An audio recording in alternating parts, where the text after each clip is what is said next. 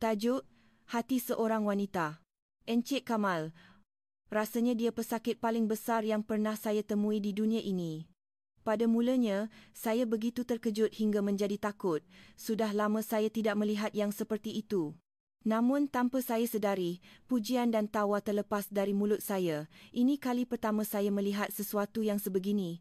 Rasanya seperti gila.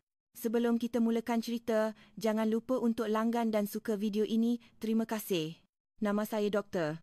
Yasmin binti Razak, 51 tahun, pengarah klinik urologi Harapan. Nama klinik ini adalah pilihan arwah ayah saya. Semasa muda, saya sangat malu dengan nama ini. Apabila saya mengikut jejak langkah ayah menjadi seorang doktor, saya mahu memilih kepakaran lain. Seperti pediatrik atau obstetrik dan ginekologi, di mana doktor wanita sentiasa dialu-alukan. Sejak saat saya memilih bidang urologi, saya terpaksa menanggung cemuhan seperti, boleh ke perempuan buat kerja macam tu, sepanjang hidup saya. Sebenarnya, sejak kecil saya sering dipuji cantik, disebabkan itu, ramai lelaki mendekati saya, tetapi kebanyakannya hanya memandang saya dengan niat yang tidak serius atau sebagai objek untuk ditiduri. Lelaki hanya mendekati saya kerana rupa paras, kemudian dengan mudahnya menghakimi saya dan pergi begitu sahaja. Secara semula jadi, saya membina tembok di sekeliling hati saya dan tidak pernah menunjukkan perasaan sebenar kepada sesiapa pun. Selepas saya menjadi pakar urologi, tembok itu menjadi lebih tebal dan kukuh. Setiap hari saya terpaksa berhadapan dengan pelbagai prasangka daripada riak wajah pesakit yang seolah-olah berkata, macam mana nak cerita pada doktor perempuan, sehinggalah sikap mereka yang secara terang-terangan memandang rendah terhadap saya. Oleh itu, saya sentiasa mengekalkan sikap yang sangat profesional. Saya percaya bahawa menjaga jarak dengan pesakit adalah satu-satunya cara untuk melindungi diri saya.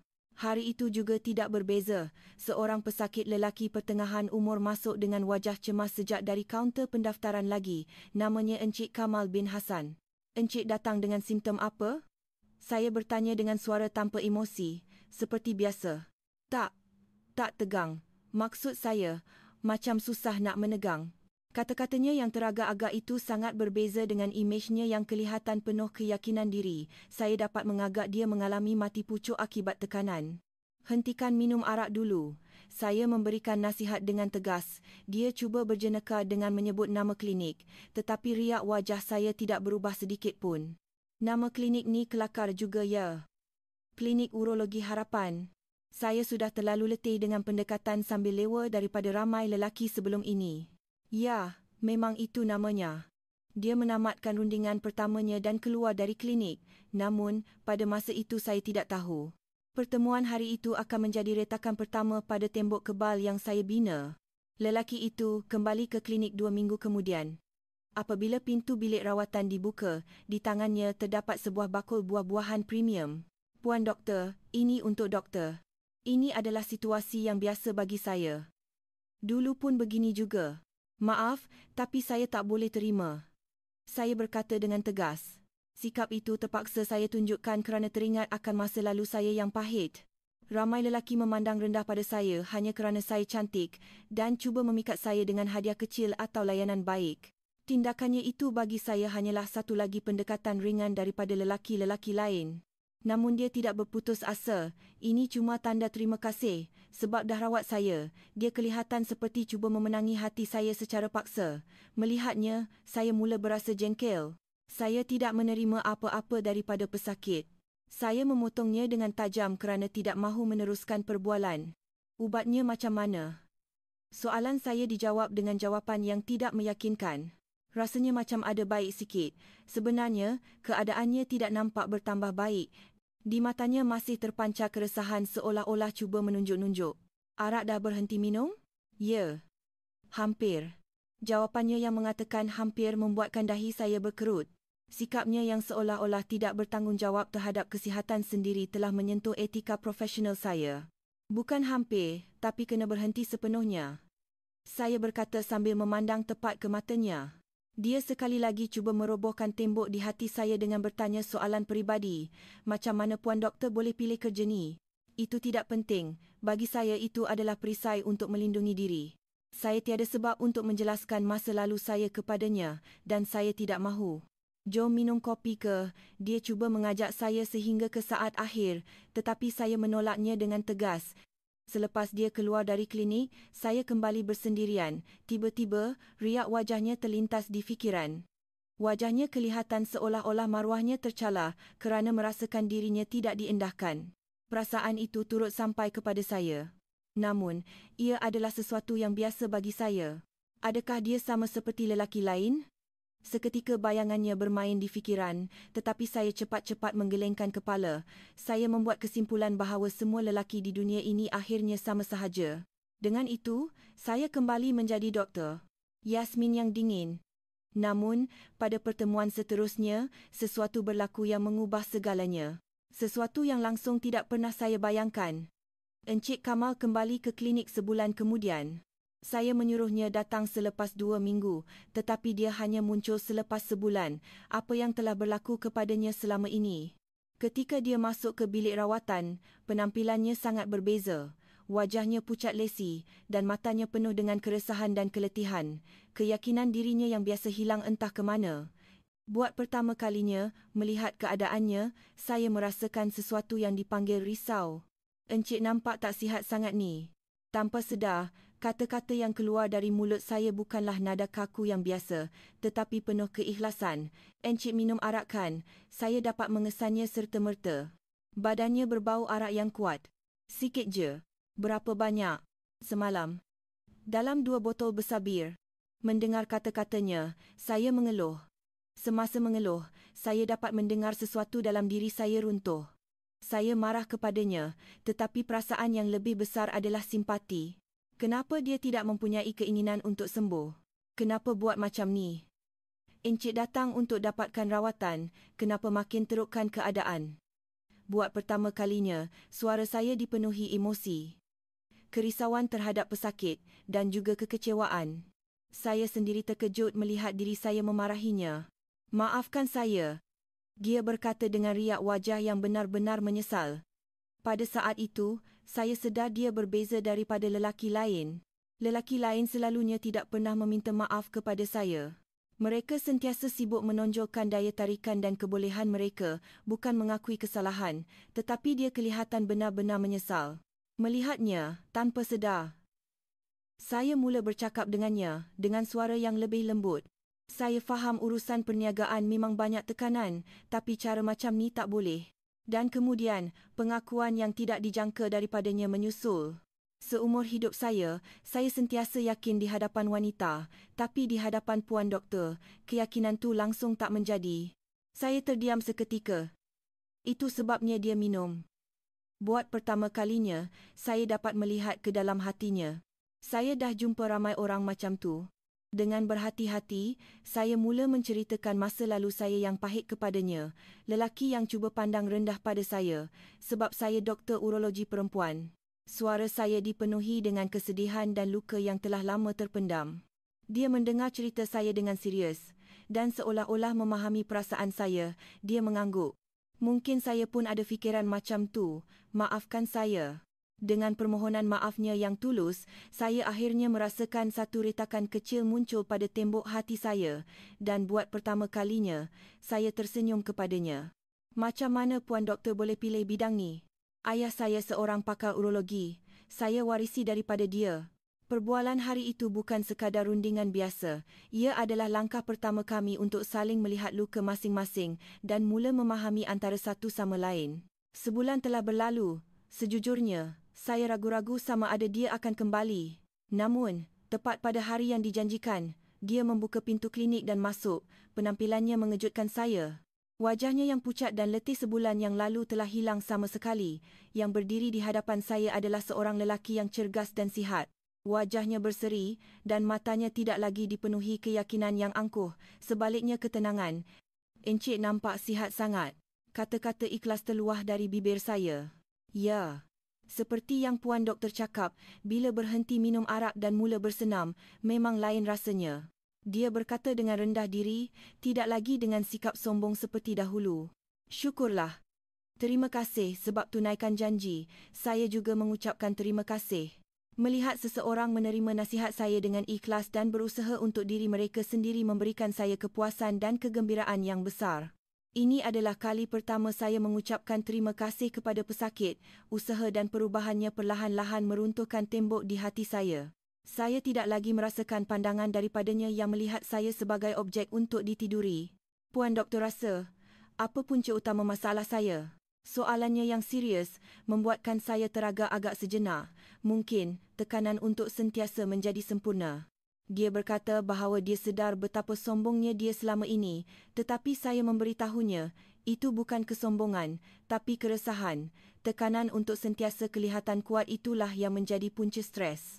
Dia kelihatan sangat bersetuju dengan kata-kata saya. Pada saat itu, kami bukan lagi sekadar doktor dan pesakit, tetapi seolah-olah menjadi dua insan yang saling menatap ke dalam jiwa masing-masing. Sebelum menamatkan rawatan, Encik Kamal melemparkan soalan yang tidak dijangka. Puan Doktor pun mesti ada masa stres kan? Macam mana doktor atasinya? Seseorang bertanya tentang keadaan saya selepas sekian lama. Saya merasakan kehangatan yang aneh bersama dengan rasa terkejut. Membaca buku, dengar muzik klasik. Macam tu je lah, jawab saya. Dia kemudian berkata ia kedengaran agak sunyi. Merasa seolah-olah dia memahami kehidupan saya yang sentiasa berjuang sendirian. Hati saya tersentuh. Sebuah retakan yang sangat besar telah terbentuk di tembok hati saya. Selepas dia keluar dari klinik, saya duduk termenung untuk seketika.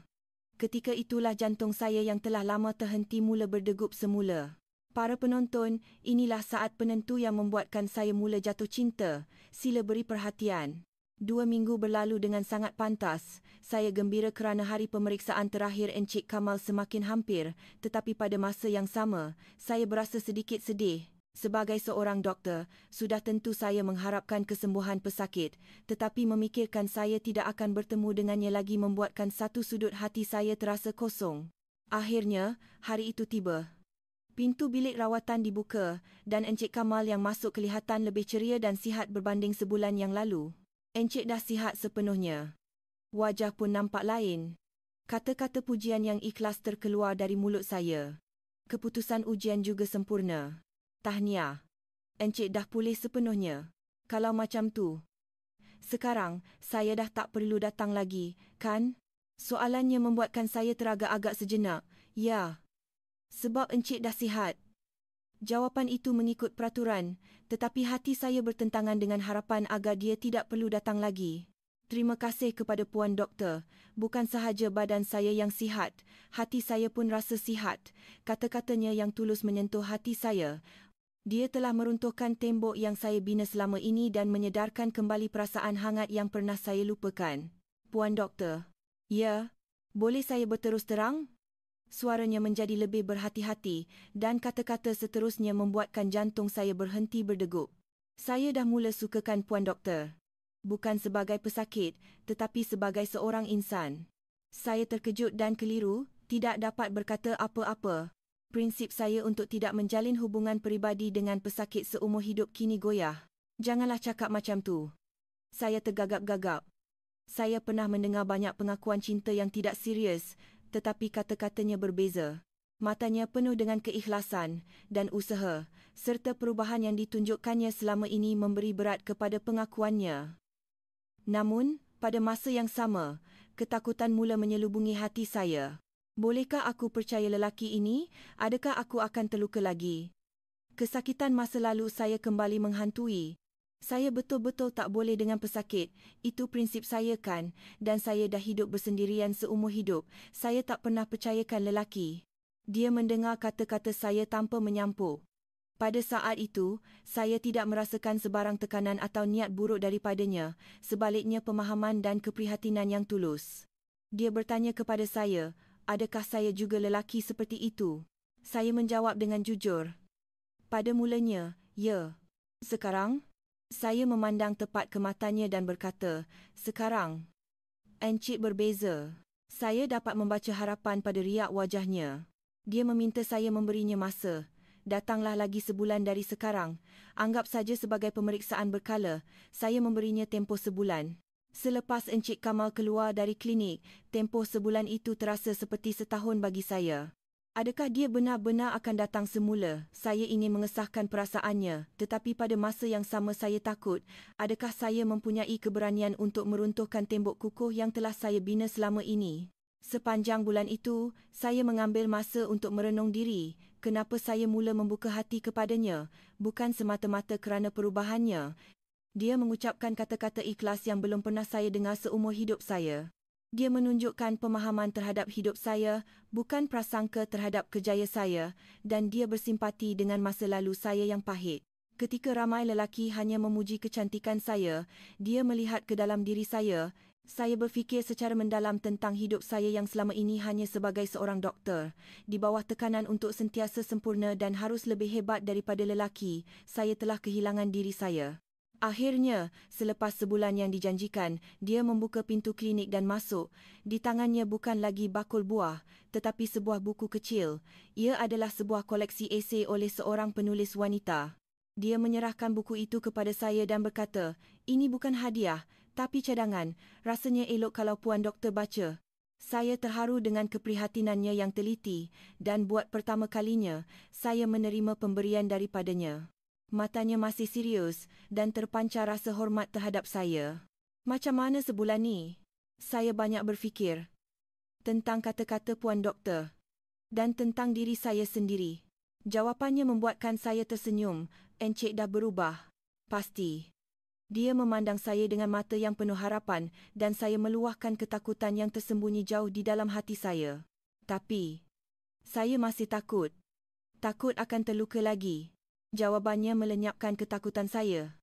Saya pun takut. Takut kehilangan wanita seperti Puan Doktor. Dia menunjukkan keikhlasan hatinya untuk bersama saya. Saya berkonflik antara prinsip seumur hidup saya dan ketakutan saya. Boleh tak kalau kita mulakan perlahan-lahan? Cadangannya yang berhati-hati membuatkan saya berfikir panjang. Akhirnya, dengan penuh keberanian, saya menjawab, "Baiklah, kita cuba." Pada saat itu, saya mula menaruh harapan pada cinta yang baru. Seperti yang dicadangkannya, kami mendekati satu sama lain dengan sangat perlahan. Atas nama kawan, kami bertemu seminggu sekali untuk minum kopi dan berjalan-jalan bersama. Berbeza dengan pertemuan di klinik, ia bukan lagi hubungan kaku antara doktor dan pesakit, tetapi pertemuan sebagai manusia biasa. Kami bercerita lebih mendalam tentang kehidupan masing-masing. Saya menceritakan dengan jujur kepadanya tentang sejarah keluarga saya yang pahit yang memaksa saya menjadi pakar urologi dan masa lalu saya yang dilukai oleh lelaki. Dia mendengar cerita saya tanpa menghakimi, hanya mendengar dengan tekun. Rasa kesunyian dan kesedihan yang saya pendam selama ini seolah-olah cair di dalam pandangan matanya yang hangat. Dia juga bercerita tentang dari mana datangnya keresahan dan kesombongannya dan bagaimana ia telah memakan dirinya. Melihat lukanya, saya sedar dia bukan sekadar lelaki yang tidak matang. Dia bukan lagi lelaki sombong yang saya temui pertama kali, tetapi seorang insan yang benar-benar merenung diri dan berusaha untuk berubah. Begitulah, 6 bulan berlalu. Kami tidak lagi kekok dan hanya dengan melihat mata masing-masing, kami dapat membaca hati. Dan pada suatu malam, saat tembok terakhir di hati saya runtuh sepenuhnya tiba. Ketika kami sedang berbual sambil memandang laut malam di sebuah chalet yang sunyi, dia memeluk pinggang saya, pelukannya hangat dan matanya tidak berganjak, tertumpu pada saya. "Encik Kamal, rasanya awak lelaki paling besar yang pernah saya temui." Saya berbisik seolah-olah memuji di dalam pelukannya. Maksud saya betapa besarnya cinta yang diberikannya dan betapa besarnya kekuatan penyembuhan cinta itu kepada saya. Dia tersenyum lembut mendengar kata-kata saya dan menjawab, "Yasmin." Suaranya lebih panas dan kuat berbanding lelaki berusia 20-an. Luka di hati saya tidak lagi sakit, keresahan yang mengganggu saya setiap malam juga hilang. Berada di dalam pelukannya, saya rasa seolah-olah seluruh dunia ini milik saya. Pagi itu, cahaya matahari menembusi tingkap. Membuka mata di dalam pelukannya, saya merasakan kebahagiaan yang sebenar buat pertama kali. "Menyesal tak?" Soalannya saya jawab dengan gelengan. "Langsung tidak. Malah, saya terfikir, alangkah baiknya kalau saya buka hati lebih awal." "Saya pun, Yasmin, terima kasih kerana awak. Saya tahu apa itu cinta sejati." Kami saling berpandangan dan tersenyum. Walaupun cinta ini bermula di usia lewat, ia lebih mendalam dan tulus. Kerana ia adalah cinta yang saling mengenali dan membalut luka masing-masing. Cerita kami tidak berakhir di sini. Masih ada kisah terakhir yang menandakan penyempurnaan cinta sejati dan permulaan kehidupan baru. Kami menghabiskan setahun lagi bersama. Encik Kamal menjadi penyokong saya yang paling teguh. Dia masih menguruskan syarikatnya, tetapi tidak lagi terlalu taksub dengan kerja seperti dahulu. Dia memahami saya dan menghormati hidup saya. Berkatnya, saya dapat melepaskan diri dari belenggu sebagai pakar urologi wanita dan mendekati pesakit dengan hati yang lebih hangat. Puan Doktor, nampaknya doktor lebih mesra sekarang, kata pesakit kepada saya. Saya tersenyum dan menjawab, sebab saya dah jumpa seseorang yang istimewa. Mendengar itu, pesakit lain juga tersenyum, merasakan perubahan dalam diri saya. Suatu petang, semasa makan malam bersama, saya bertanya kepadanya, bila kita nak kahwin? Dia menjawab tanpa teragak-agak, bila-bila masa saja. Bila Yasmin nak? Musim bunga tahun depan, macam mana? Sempurna. Tiada apa yang perlu dimalukan tentang perkahwinan di usia tua. Malah, ia lebih berharga kerana ia adalah cinta sejati yang memahami dan membalut luka masing-masing. Pada hari perkahwinan, saya berdiri di hadapannya dengan gaun pengantin putih bersih. Melihatnya menitiskan air mata, saya bergurau. Janganlah menangis, nanti solekan saya cair. Sebab awak terlalu cantik. Saya memegang tangannya dan berjanji untuk memulakan hidup baru. Walaupun cinta ini datang lewat, ia lebih tulus dan indah daripada mana-mana cinta monyet. Kami berbulan madu di Langkawi. Sambil berbual memandang laut malam di sebuah chalet yang sunyi, saya sedar apa itu kebahagiaan sejati. Bahagianya saya, kata saya dengan tulus. Dia juga menjawab, saya pun. Mula-mula dulu saya benci betul, ingatkan awak ni seorang lagi lelaki tak matang. Memang pun kan. Masa tu, kami ketawa mengingati masa lalu kami. Sekarang lain. Awak lelaki yang saya cinta. Malam itu juga sempurna, tiada lagi kekurangan dalam hidup saya. Kini, kami menua bersama. Saya masih menguruskan klinik urologi harapan dan dia adalah suami yang sentiasa menyokong saya. Hari ni macam mana? Dia bertanya dengan lembut apabila saya pulang dari kerja. Saya tersenyum dan menjawab, ada pesakit macam awak datang lagi. Mula-mula nampak sombong, tapi bila dah berbual, rupanya dia seorang yang sunyi. Rawatlah dia baik-baik. Sudah tentu, macam mana awak berubah, dia pun boleh berubah. Dia tersenyum, benar-benar bersetuju dengan kata-kata saya. Kami saling berpandangan dan ketawa. Bagaimana jika pada masa itu saya mengabaikannya? Mungkin saya akan hidup sunyi seumur hidup. Cinta yang bermula pada usia 51 tahun, tetapi langsung tidak terlambat. Malah, ia lebih mendalam dan tulus. Saya harap cerita ini dapat memberi harapan kepada anda semua kerana saya telah membuktikan bahawa cinta sejati tidak mengenal usia. Bahagian kedua cerita, dari sudut pandangan lelaki, dimulakan di sini. Tajuk, Hati Seorang Lelaki. Encik Kamal. Rasanya dia pesakit paling besar yang pernah saya temui. Dia berbisik memuji sambil memandang saya. Maksudnya, suka dipercaya saya berusia 58 tahun. Yasmin. Saya menjawab sambil memeluk pinggangnya. Rasanya lebih panas dan hebat berbanding ketika saya berusia 20-an. Adik kecil saya yang setiap malam hanya tunduk sopan kini telah menemui keyakinannya semula. Tetapi semua keajaiban ini bermula dari malam yang memalukan beberapa bulan lalu, ketika saya berputus asa dan merasakan sebagai seorang lelaki, aku sudah tamat. Saya Kamal, saya menguruskan sebuah syarikat pembinaan. Dan terus terang, saya agak popular di kalangan wanita, tinggi 183 cm, bahu lebar, dan yang paling penting, pandai berkata-kata. Wanita yang saya temui selepas bercerai kebanyakannya terpikat dengan daya tarikan saya. Encik Kamal, awak memang menawan. Tak pernah saya jumpa lelaki macam ni. Saya hidup dengan mendengar kata-kata seperti itu. Saya sangat yakin pada diri sendiri. Tetapi pada malam itu, segalanya runtuh. Badan saya tidak mendengar kata. Kepala saya mahu, tetapi bahagian yang paling penting tidak memberi respons. Tak apa. Mungkin sebab stres, pujuknya. Tetapi saya berasa sangat malu. Ini bukan diri saya yang saya kenal. Kerja di syarikat memang memenatkan. Industri pembinaan sekarang sukar, jadi saya tertekan setiap hari. Tidur pun tidak lena. Dan minum arak semakin kerap. Namun, saya tidak pernah sangka perkara ini akan berlaku. Pagi esoknya pun sama. Dulu, setiap pagi ia akan menegang keras, tetapi sekarang adik kecil saya hanya menunduk sopan. Melihat cermin, ada seorang lelaki tua berdiri di situ. Ini ke aku. Saya mencari di internet. Mati pucuk, gangguan berkaitan tekanan, andropause, perkataan-perkataan menakutkan muncul.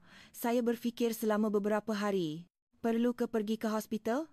Maruah saya tidak mengizinkan, tetapi apabila simptom berterusan, saya menjadi cemas. Kena pergi ke klinik urologi. Saya membuat keputusan. Saya mencari klinik kecil di kawasan kejiranan. Hospital besar terlalu menakutkan. Saya risau terjumpa orang yang saya kenal. Saya nampak papan tanda bertulis Klinik Urologi Harapan, sebuah klinik kecil di tingkat 1. Jantung saya berdebar-debar semasa menaiki tangga. Selama 58 tahun hidup, ini kali pertama saya ke klinik urologi. Saya mendaftar dan duduk di ruang menunggu. Nasib baik tidak ramai pesakit. Jururawat memanggil nama saya dan saya membuka pintu bilik rawatan. Selamat datang. Suara itu suara seorang wanita. Saya terkejut. Orang yang duduk di belakang meja itu jelas seorang wanita.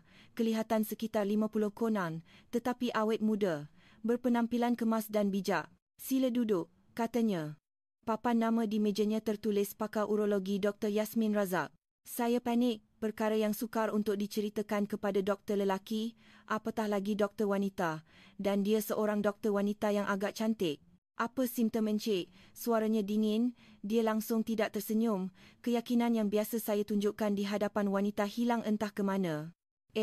Kata-kata tidak terkeluar. Saya rasa sangat janggal dengan diri saya. Saya yang sentiasa bercakap dengan yakin, kini menjadi gugup di hadapan seorang wanita. Hari itu adalah permulaan hari yang paling memalukan dalam hidup saya. Dia hanya melihat skrin komputernya. Dia langsung tidak memandang saya. Rasanya seperti bercakap dengan mesin. Sila jelaskan secara terperinci. Nadanya dingin, langsung tiada emosi. Jika dalam keadaan biasa, saya pasti akan mula berjenaka. Macam mana nak cakap depan doktor cantik macam ni? Begitulah. Tetapi di hadapannya, kata-kata seperti itu tidak terkeluar. Tak, tegang. Maksud saya, macam susah nak menegang. Akhirnya saya berjaya mengatakannya. Muka saya terasa panas. Sejak bila? Dalam sebulan. Tahap tekanan macam mana? Kerja syarikat agak berat sikit. Soalan dan jawapan berlangsung secara mekanikal. Dia masih hanya melihat monitor. Dia tidak pernah memandang saya dengan betul. Ketegangan waktu pagi macam mana? Itu pun tak ada. Merokok atau minum arak? Rokok tak, arak ada sikit. Berapa banyak? Sehari dalam separuh botol bir. Buat pertama kalinya, dia memandang saya. Tetapi pandangannya dingin. Hentikan minum arak dulu. Tegas. Tapi, Puan Doktor, apabila saya cuba berkata sesuatu, dia mengangkat tangannya. Sekarang, sila ke katil untuk pemeriksaan. Saya terkejut dengan perkataan pemeriksaan. Pemeriksaan apa? Pemeriksaan prostat. Barulah saya sedar realitinya. Doktor wanita akan menyentuh bahagian saya. Perlu ke? Ia perlu untuk diagnosis yang tepat. Saya teragak-agak. Situasi ini tidak pernah saya bayangkan. Tak ada cara lain ke? Kita buat ujian darah dulu. Kalau perlu, kita buat kemudian. Saya berasa lega. Selepas mengambil darah, saya kembali ke bilik rawatan. Sepanjang masa itu, dia tidak pernah tersenyum. Benar-benar profesional.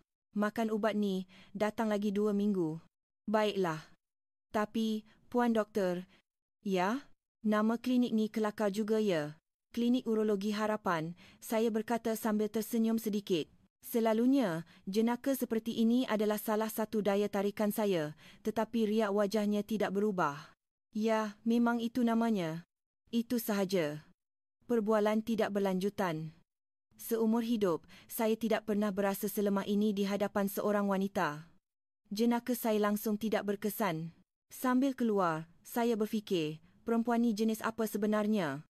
Semasa membuat pembayaran di kaunter, jururawat berkata, Puan Doktor memang macam tu. Dia sangat menjaga batas dengan pesakit. Oh, begitu ya? Ya. Sebab ramai yang salah faham bila doktor urologi seorang perempuan, jadi dia lebih berhati-hati. Barulah saya faham. Pasti ramai lelaki seperti saya. Namun, anehnya saya berasa tidak senang hati. Ego saya tercalar kerana daya tarikan saya tidak berkesan. Dalam perjalanan pulang saya berfikir, lain kali aku kena guna pendekatan berbeza. Tetapi pada masa itu saya tidak tahu betapa tebalnya tembok yang telah dibinanya. Dan untuk meruntuhkan tembok itu, saya perlu berubah sepenuhnya. Saya mula makan ubat, tetapi keadaan tidak banyak bertambah baik, malah saya menjadi lebih risau. Di pejabat pun tidak dapat menumpukan perhatian. Saya asyik teringat doktor wanita yang dingin itu. Tuan okey ke? Pembantu, saya bertanya dengan risau. Ya, okey. Tetapi saya langsung tidak okey, maruah saya tercalar. Selalunya, saya sudah dapat memikat wanita itu, tetapi kali ini berbeza. Wanita bernama Yasmin itu langsung tidak memberi respons terhadap daya tarikan saya. Selepas 2 minggu, saya kembali ke hospital. Kali ini, saya menukar strategi. Saya membawa sebuah bakul buah-buahan premium, cara yang selalunya disukai wanita. Puan Doktor, ini untuk doktor. Saya menghulurkan bakul buah. Maaf, tapi saya tak boleh terima. Tegas. Ini cuma tanda terima kasih sebab dah rawat saya. Saya tidak menerima apa-apa daripada pesakit. Memang tembok yang kukuh. Ubatnya macam mana, dia kembali ke nada profesionalnya. Rasanya macam ada baik sikit. Sebenarnya, tidak banyak kemajuan, malah tekanan saya semakin bertambah. Arak dah berhenti minum? Ya. Hampir. Itu bohong. Malah, saya minum lebih banyak. Dia memandang tepat ke arah saya. Pandangannya tajam. Bukan hampir, tapi kena berhenti sepenuhnya. Baiklah. Bersenam tak? Sibuk dengan kerja syarikat. Luangkan masa. Encik perlukan senaman yang teratur. Nada suaranya seperti memberi arahan. Langsung tidak lembut. Tetapi pelik. Jika wanita lain, saya pasti sudah bosan. Tetapi wanita ini membuatkan saya lebih ingin tahu. Macam mana Puan Doktor boleh pilih kerja ni? Saya cuba bertanya soalan peribadi. Itu tidak penting. Dia menyekat saya lagi. Jom minum kopi ke? Kan, saya dah cakap. Saya tak akan berjumpa dengan pesakit secara peribadi. Kali ini pun saya ditolak. Sambil keluar, saya berasa marah. Seumur hidup, saya tidak pernah dihina sebegini. Malam itu saya minum banyak. Saya berjumpa dengan kawan-kawan dan mengadu. Weh, perempuan sekarang semua macam tulah. Sombong. Betul, perempuan zaman dulu lagi bagus. Kawan-kawan saya bersetuju, tetapi perasaan saya tidak menjadi lebih baik. Pulang ke rumah pun saya asyik terfikir, pandangan mata Yasmin yang dingin itu, perempuan ni jenis apa sebenarnya? Pagi esoknya, masalah masih belum selesai. Malah, rasanya semakin teruk. Mungkin kerana tekanan, badan saya juga terasa tidak sihat. Macam ni tak boleh jadi. Saya menukar cara pemikiran saya. Cara saya selama ini gagal sepenuhnya, tetapi pada masa itu saya tidak tahu bahawa Yasmin sangat berbeza daripada wanita yang pernah saya temui. Dan untuk memahami perbezaan itu, saya perlu berubah terlebih dahulu, tetapi satu perkara yang pasti. Saya tidak boleh berputus asa. Buat pertama kalinya saya bertemu wanita yang tidak terkesan dengan daya tarikan saya, dan itu membuatkan saya lebih ingin tahu.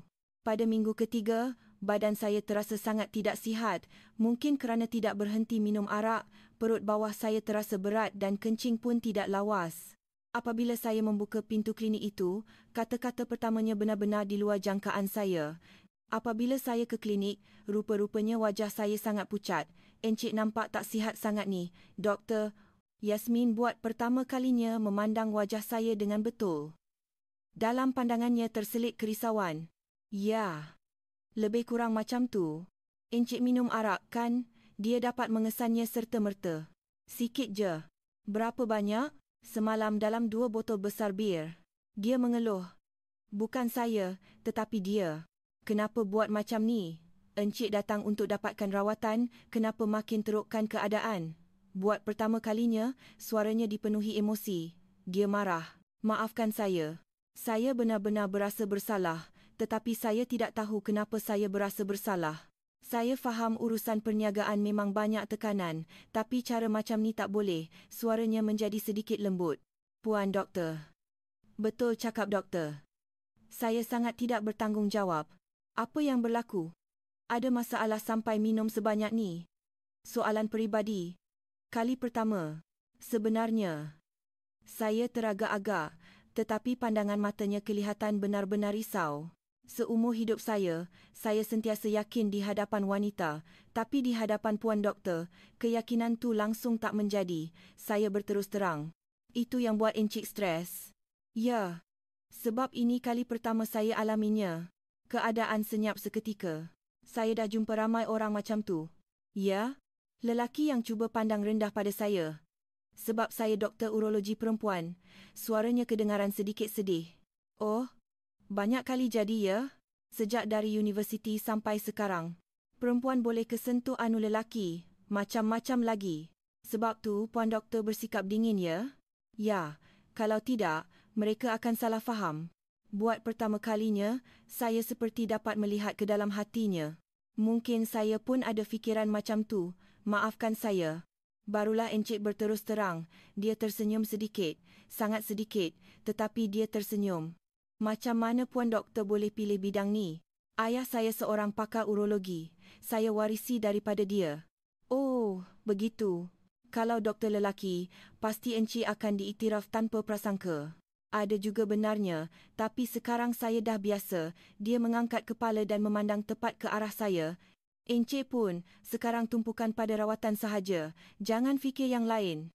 Ya, saya betul-betul minta maaf. Bukan perkara yang perlu dimaafkan. Cuma, sihatkan diri. Semasa mengambil preskripsi hari itu, saya berfikir, betapa saya terperangkap dalam prasangka. Dia bukan sekadar wanita yang sombong.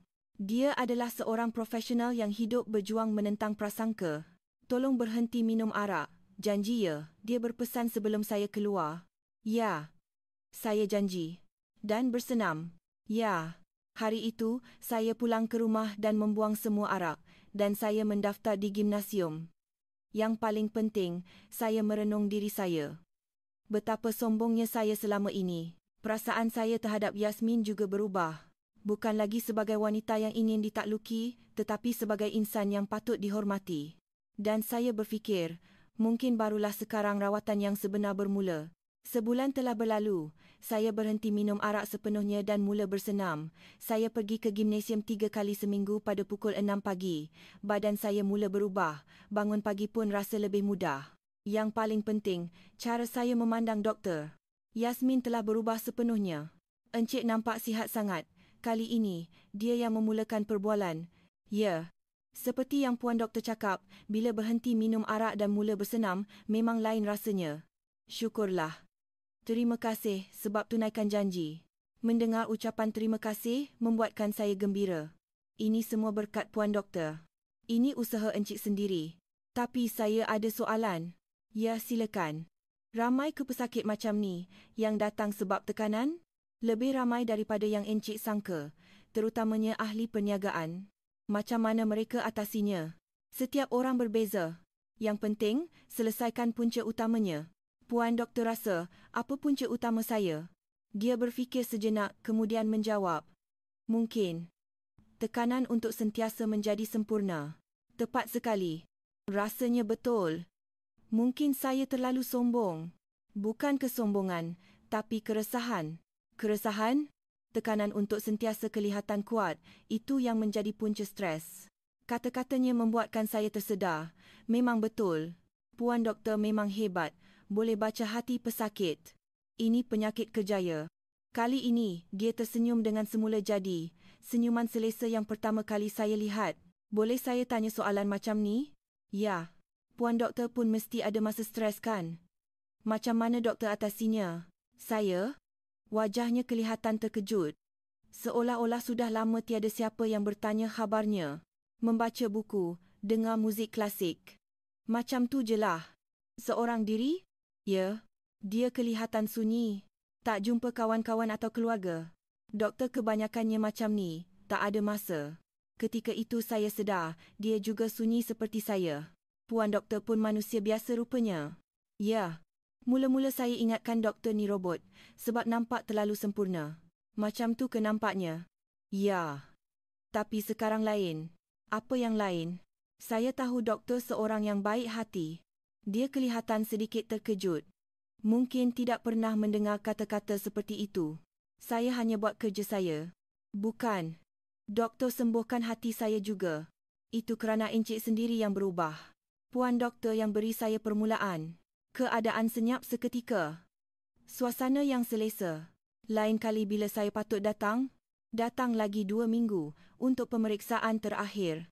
Terakhir? Entah kenapa saya berasa sedih. Sebab Encik dah sihat.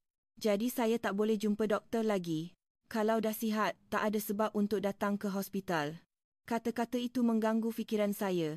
Dalam perjalanan pulang, saya berfikir, adakah benar jika saya sihat, saya tidak akan dapat bertemu dengannya lagi? Pelik. Mula-mula saya mahu cepat sembuh, tetapi sekarang saya sedih rawatan akan berakhir. Saya suka berbual dengannya. Bukan sekadar kerana dia wanita cantik, tetapi kerana kami seperti benar-benar serasi.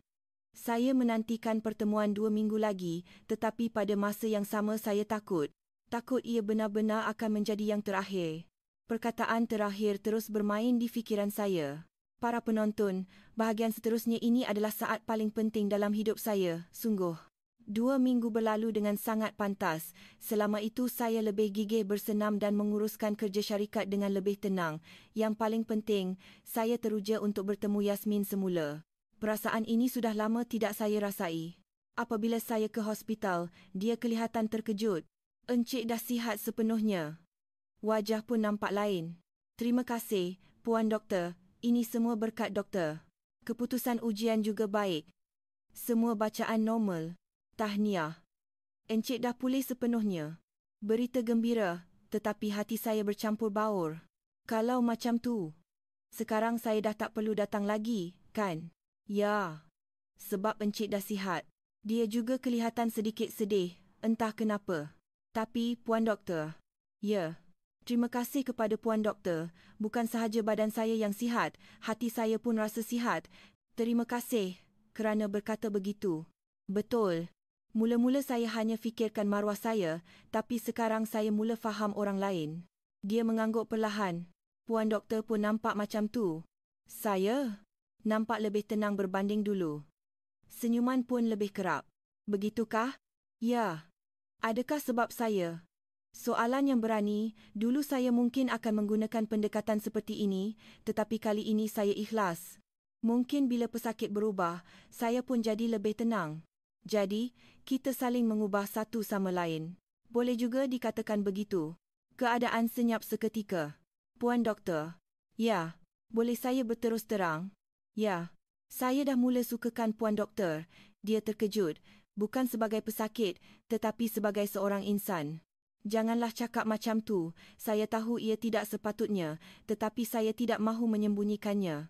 Encik Kamal, buat pertama kalinya dia memanggil nama saya. Saya betul-betul tak boleh dengan pesakit. Itu prinsip saya, kan? Ya, tapi saya tetap nak cakap. Sejak bertemu Puan Doktor, saya banyak belajar. Riak wajahnya menjadi rumit. Terima kasih. Tapi, tak apa. Doktor tak perlu jawab.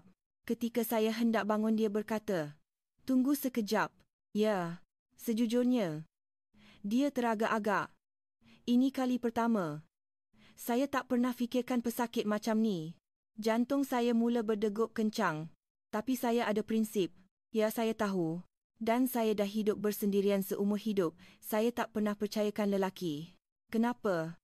Sebab kerja ni, saya dah nampak terlalu banyak perangai sebenar lelaki. Perangai yang tak elok. Barulah saya faham. Kenapa dia membina tembok setebal itu? Adakah saya juga lelaki seperti itu? Pada mulanya ya. Sekarang? Encik berbeza. Harapan mula kelihatan. Beri saya masa, saya akan buktikan yang saya dah betul-betul berubah. Macam mana? Saya tak tahu, tapi saya tak nak putus asa. Dia berfikir sejenak, kemudian berkata, datanglah lagi sebulan dari sekarang, anggap saja sebagai pemeriksaan berkala. Betul ke? Ya. Saya akan fikirkan sehingga masa tu. Semasa keluar, jantung saya berdebar kencang. Ia bukan penolakan sepenuhnya. Saya diberi masa sebulan. Selama itu, saya perlu membuktikan bahawa saya benar-benar telah berubah. Yang paling penting, saya faham sebab dia tidak mempercayai lelaki. Dan saya tahu tidak mudah untuk memecahkan ketidakpercayaan itu, tetapi ia berbaloi untuk dicuba. Kerana buat pertama kalinya, saya bertemu dengan seseorang yang benar-benar ingin saya cintai. Para penonton, sekarang sila beri tumpuan. Ini adalah saat di mana hidup saya berubah sepenuhnya. Sekarang saya akan membuat pengakuan terakhir saya kepadanya. Selama sebulan, saya berusaha sekuat tenaga. Bersenam lebih gigih, membaca buku. Terutamanya buku-buku berkaitan wanita untuk cuba memahami hatinya. Di pejabat, saya mengubah cara saya melayan pekerja. Terutamanya pekerja wanita. Saya beri lebih perhatian.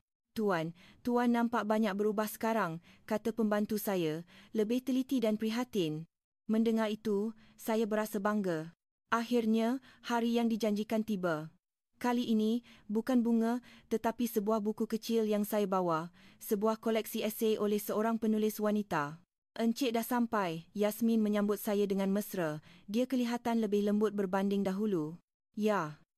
Saya bawa ni untuk doktor. Saya menghulurkan buku itu. Boleh ke saya terima? Ini bukan hadiah, tapi cadangan. Rasanya elok kalau Puan Doktor baca. Dia menerimanya. Kali pertama. Macam mana sebulan ni? Saya banyak berfikir. Tentang kata-kata Puan Doktor dan tentang diri saya sendiri. Apa yang Encik fikirkan? Saya dah tahu kenapa selama ni saya tak pernah jumpa cinta sejati. Kenapa? Sebab saya tak pernah cuba faham pasangan saya cuma fikir cukup dengan pikat mereka guna daya tarikan saya. Dia mengangguk. Sejak bertemu Puan Doktor, saya berubah. Buat pertama kalinya, saya betul-betul nak kenal seseorang. Begitukah? Ya. Dan saya sedar. Cinta bukan tentang menakluki, tetapi tentang berkembang bersama. Keadaan senyap seketika. Saya pun banyak berfikir selama sebulan ni. Apa yang doktor fikirkan? Saya nak sahkan sama ada Encik Kamal betul-betul dah berubah. Jadi, apa keputusannya? Encik dah berubah. Pasti. Saya gembira. Tapi, saya masih takut. Takut apa? Takut akan terluka lagi. Takut nak ubah cara hidup saya selama ni, suaranya bergetar. Sejak dari universiti sampai sekarang, saya hidup dihina oleh lelaki. Macam mana? Boleh ke perempuan buat kerja macam tu? Bila nak kahwin? Bila nak ada anak? Macam-macam lagi. Suaranya dipenuhi luka. Sebab tu saya fikir, saya kena jadi lebih sempurna, kena lebih hebat dari lelaki baru diiktiraf. Betapa susahnya hidupnya. Hidup seorang diri lebih selesa. Tak perlu bergantung pada sesiapa, tak perlu kecewa. Sekarang pun doktor fikir macam tu? Tidak. Sejak bertemu Encik Kamal, fikiran saya berubah. Macam mana? Saya nampak yang lelaki pun boleh berubah. Harapan mula kelihatan. Jadi, doktor akan beri saya peluang. Saya takut. Saya pun takut. Takut apa? Takut kehilangan wanita seperti Puan Doktor. Takut saya tak cukup bagus. Kami saling berpandangan. Buat pertama kalinya, kami seperti benar-benar bertukar isi hati. Boleh tak kalau kita mulakan perlahan-lahan? Saya bertanya dengan berhati-hati. Macam mana? Kita jadi kawan dulu, sambil kenal satu sama lain. Kawan? Ya. Kita minum kopi, jalan-jalan tanpa rasa terbeban. Dia berfikir panjang kemudian berkata, baiklah. Kita cuba. Pada saat itu, dada saya rasa seperti mahu meletup. Betul ke? Ya. Tapi ada syarat. Apa saja? Kita mulakan dengan sangat perlahan. Saya perlukan masa untuk buka hati. Sudah tentu.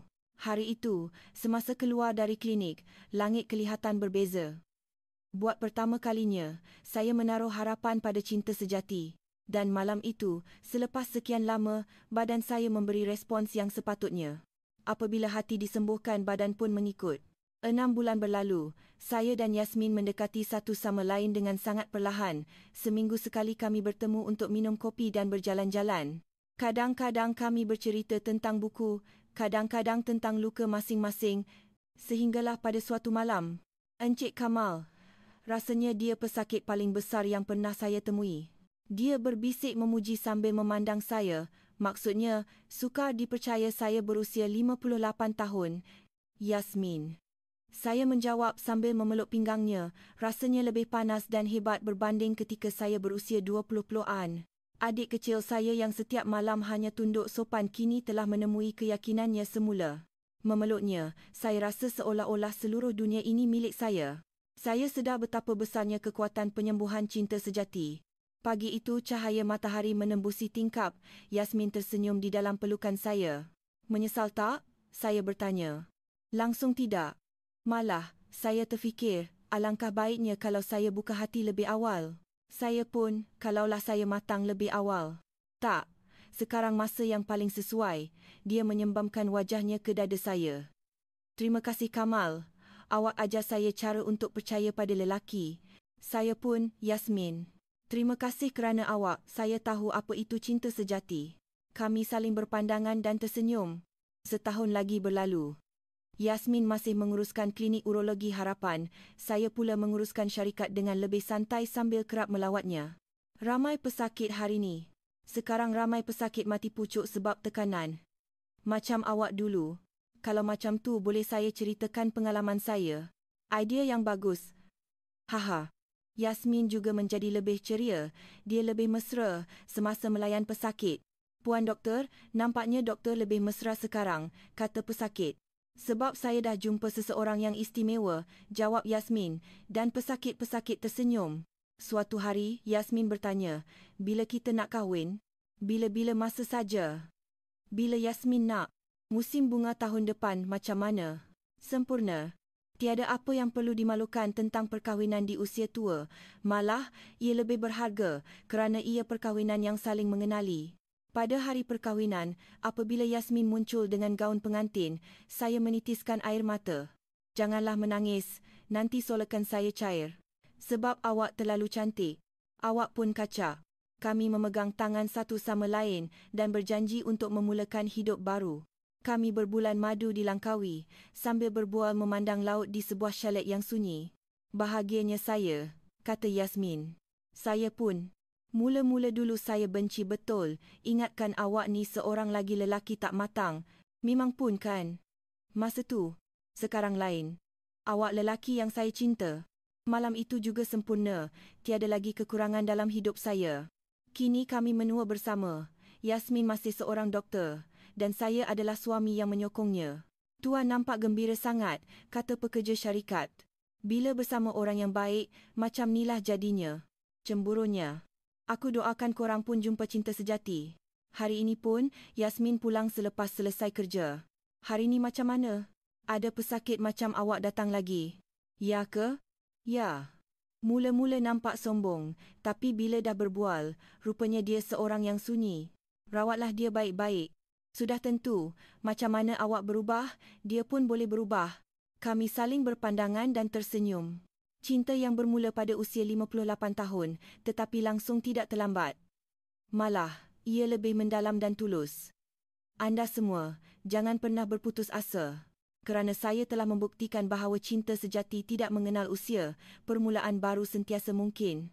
Bagaimana kisah Encik Kamal dan Dr. Yasmin, dua insan dengan luka yang berbeza bertemu dan menyempurnakan cinta yang begitu indah. Encik Kamal meninggalkan masa lalunya yang hanya bergantung pada daya tarikan dan belajar untuk benar-benar prihatin, manakala Dr.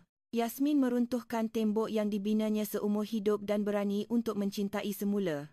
Mungkin di antara anda yang menonton video ini, ada yang berputus asa untuk mencintai kerana usia atau luka masa lalu.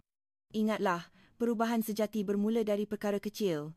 Usia hanyalah angka. Cinta baru, permulaan baru sentiasa mungkin. Saya harap mesej harapan ini dapat disampaikan kepada lebih ramai orang. Untuk terus menonton kisah-kisah mendalam di senja usia, sila langgan dan aktifkan pemberitahuan. Sokong kami dengan menekan butang suka. Setiap klik anda memberi saya kekuatan besar untuk menghasilkan video. Inilah Hikmah Senja yang bercerita tentang cinta lewat usia yang mekar semula dan tentang kesunyian serta keberanian yang kita semua boleh alami.